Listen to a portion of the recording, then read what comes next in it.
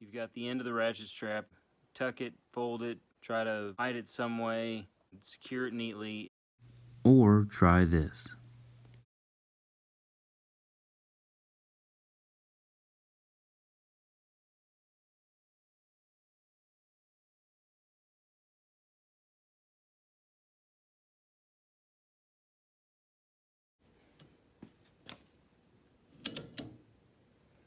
All right, so you fold your end,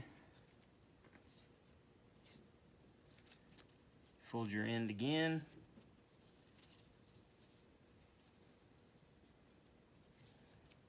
you got this piece here, take and you fold it over, you've made this loop. Take this, run it through the loop, this come up,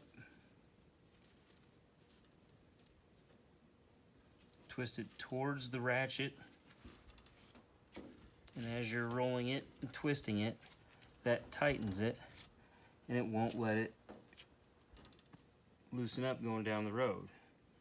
And then to undo it, twist it away from the ratchet, and then you pull it out.